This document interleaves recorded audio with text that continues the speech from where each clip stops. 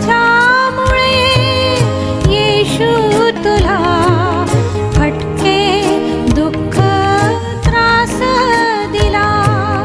माझ्यामुळे येशू तुला फटके दुःख त्रास दिला. प्रभू येशू ख्रिस्ताच्या सर्वश्रेष्ठ नावामध्ये तुम्हा सर्वांचे अभिवादन.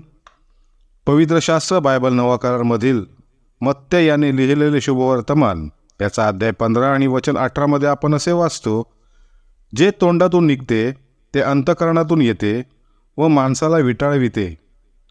प्रियांनो, प्रभू येशू ख्रिस्त शिष्यांना दाखला समजावून सांगताना म्हणत आहे की मनुष्याच्या पापाचा परिणाम त्याच्या मनावर, त्याच्या विचारांवर, त्याच्या कृतींवर आणि त्याच्या जीवनावर होतो हे तो शिकवित आहे. पापाने प्रभावित झालेल्या मनातून कोणतेही चांगले विचार येत नाहीत आणि मनातील विचार माणसाच्या तोंडातून बाहेर पडतात आणि तो दोषी ठरतो आणि त्याला ते अशुद्ध करीतात.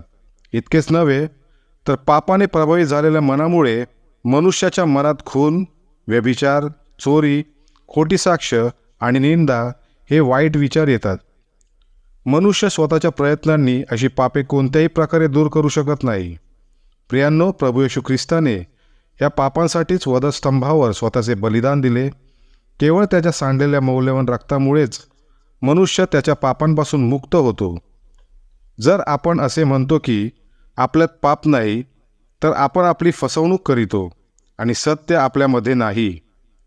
जर आपण आपल्या पापांची कबुली दिली तर तो देव विश्वसनीय व न्यायी आहे. तो आपल्या सर्व पापांची क्षमा करीतो आणि आपल्याला सर्व अनितीपासून शुद्ध करीतो. तुम्ही देखील पापाचा अंगीकार करून प्रभूकडे यावे हीच देवाकडे तुमच्यासाठी आम्ही प्रार्थना करीतो. आमेन. धन्यवाद. ज्याने असे केले